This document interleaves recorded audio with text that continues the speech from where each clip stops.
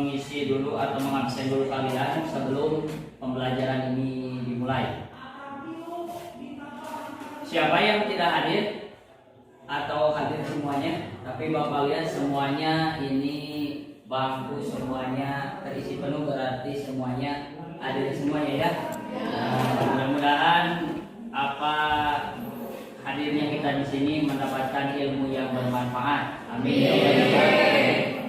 Dan sebelum kita memulai juga pelajaran, mari kita berdoa terlebih dahulu. Berdoa dalam hati masing-masing dimulai. Doa selesai. Oke anak-anak sekalian, sekarang kita akan membahas tentang pendidikan agama Islam dengan materi pada kesempatan kali ini adalah Al-Quran dan Hadis sebagai pedoman hidupku.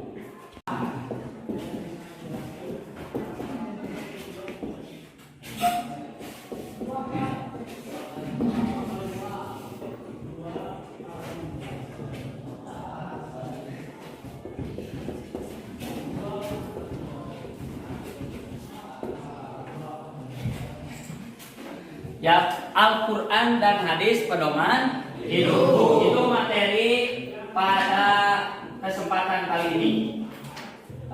Semuanya mohon perhatikan, Bapak menjelaskan tentang Al-Quran dan Hadis pedoman hidupku. Ada yang tahu apa itu Al-Quran? Tahu. Ada yang tahu? Apa? Coba apa itu Al-Quran? Ya, apa itu Al-Quran? Kitab suci, betul. Ya, ada lagi selain itu yang tahu apa itu Al-Quran? Siapa? Ada yang tahu? Ada yang tahu nggak? Al-Quran merupakan kitab suci yang diturunkan oleh Allah Subhanahu Wa Taala kepada siapa? Kepada Nabi Muhammad Sallallahu Alaihi Wasallam. Yaitu Al-Quran. Terus ada yang tahu apa itu hadis? Apa itu hadis? Perkataan Rasulullah Sallallahu Alaihi Wasallam. Nah, Al-Quran dan hadis ini menjadi pedoman hidup kita semuanya. Ya, di mana Al-Quran dan hadis merupakan sumber hukum utama umat Islam. Di sini Bapak akan membahas tentang Al-Quran dan hadis. Pembahasannya dibagi menjadi beberapa pembahasan. Yang pertama yaitu pengertian Al-Quran dan hadis.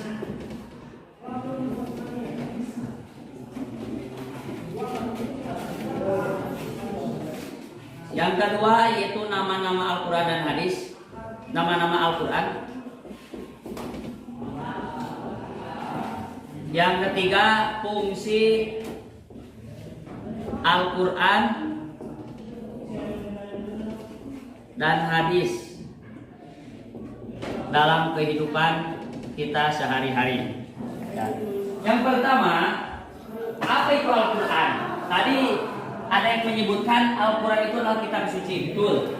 Al-Quran merupakan kalamullah, ya, yang diturunkan kepada Nabi Muhammad SAW. Kata Al-Quran berasal dari kata qoro'a yang artinya membaca, dan disempurnakan lagi Qur'anan yang berarti membaca, dan ditambahkan hamzah di depannya jadi Al-Quran. Ya, disempurnakan lagi. Jadi Al-Quran adalah bacaan yang sempurna. Jadi apa itu Al-Quran? Bacaan yang sempurna. Ya. Al-Quran diturunkan oleh Allah Subhanahu Wa Taala melalui malaikat Jibril kepada siapa? Kepada Nabi Muhammad Sallallahu Alaihi Wasallam. Al-Quran diturunkan kepada Nabi Muhammad itu secara mutawatir. Apa ada yang tahu mutawatir itu apa? Artinya berangsur-angsur. Jadi tidak langsung satu mushaf Al-Quran yang ada saat ini langsung diturunkan kepada Nabi Muhammad sekaligus, tidak, tetapi secara berangsur-angsur. Itu Al-Quran. Ya, jadi merupakan kalamullah yang harus kita imani dan merupakan masuk kepada rukun iman yang keberapa? Ayo yang ketiga, ya rukun iman yang ketiga itu Al-Quran. Selanjutnya Al-Quran merupakan sumber utama pedoman untuk umat Islam atau sumber hukum utama umat Islam.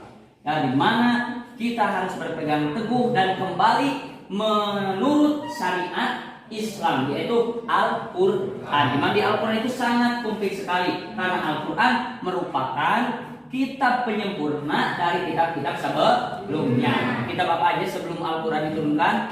Injil, ada apa lagi? Taurat, terus Zabur, kemudian disempurnakan oleh Al-Quran. Nah, selain itu Al-Quran pun tidak hanya satu nama saja. Dalam Al-Quran mempunyai beberapa nama. Makanya di sini Bapak akan menjelaskan nama-nama Al-Quran. Ya, apa itu nama-nama Al-Quran? Apa saja? Banyak sekali. Nah, di sini Bapak akan menjelaskan hanya dua nama saja, yaitu ada yang disebut nama Al-Quran itu Al dan Al-Furqan. Ya. Apa? Al-Huda dan Al-Furqan. Ada yang tahu apa arti Al-Huda? Ada yang tahu gak apa arti Al-Huda? Tidak tahu? Al-Huda artinya itu adalah petunjuk. Sedangkan Al-Furqan itu artinya pembeda. Pembeda dari apa? Pembeda antara hak dan batil, antara yang benar dan yang salah. Itu Al-Quran, nama lain dari Al-Quran. Kenapa Al-Quran itu disebut Al-Huda atau petunjuk? Al-Quran disebut petunjuk karena apa? Karena Al-Quran merupakan tadi sumber utama yang menunjukkan kepada umat manusia seluruhnya kepada kebaikan. Itu Al-Huda. Al-Huda ya, petunjuk kan, petunjuk ya, petunjuk dari yang tidak baik menjadi baik. Kemudian Al-Furqan, dalam Al-Quran juga Al-Quran itu yang menuntun kita, tadi menunjukkan kita kepada pembeda antara hak dan yang batil, mana yang benar dan mana yang salah. Itu ada juga dalam Al-Quran. Ya, itu. Makanya Al-Quran merupakan sumber utama umat Islam di seluruh dunia itu bersumber kepada Al-Quran. Itu ya, Al-Huda artinya petunjuk dan Al-Furqan artinya pembeda. Itu ya, itu pengertian Al-Quran dan nama Al-Quran. Selanjutnya Bapak akan menjelaskan tentang hadis. Apa itu hadis? Ya, tadi hadis itu adalah perkataan Nabi. Ya, perkataan Nabi yang apa? Ada hadis itu, ada yang sahih, ada yang dhaif, kan? Itu. Tapi secara umum hadis adalah perkataan, perbuatan dan sifat Nabi dalam kehidupannya sehari-hari, baik sebelum diutus dan sesudah diutus Nabi menjadi utusan Allah Subhanahu wa Ta'ala. Nah, itu artinya hadis. Nah, hadis juga itu menjadi sumber utama setelah Al-Quran. Sumber hukum utama setelah Al-Quran itu adalah hadis. Fungsinya sama. Hadis merupakan patokan atau pedoman hidup umat Islam seluruh dunia.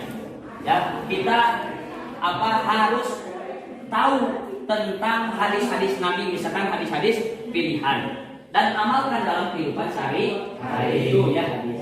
Nah, sekarang apa fungsi Al-Quran dan hadis? Ya, ini yang terakhir. Fungsi Al-Quran dan hadis itu sangat banyak sekali. Namun Bapak akan memberikan beberapa saja.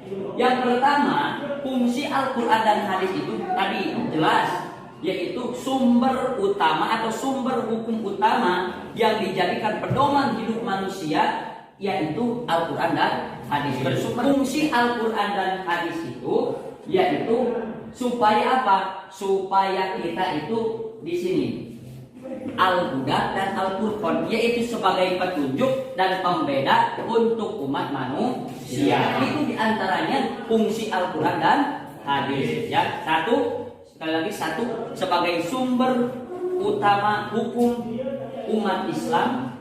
Yang kedua, sebagai petunjuk dan sebagai pembeda antara hak dan yang batil. Itu merupakan fungsi Al-Quran dan hadis. Untuk sekarang, Bapak akan membagi kalian menjadi 4 kelompok sesuai dengan barisannya masing-masing. Yang ini kelompok 1, kelompok 2, kelompok 3, dan kelompok 4. Tugasnya, sebutkan satu saja nama lain dari Al-Quran selain yang telah Bapak sebutkan, yaitu Al-Huda dan Al-Furqan. Ya, Bapak beri waktu untuk berdiskusi 5 menit. Ya, untuk berdiskusi. Silakan dimulai dari sekarang, 5 menitnya dipakai untuk berdiskusi.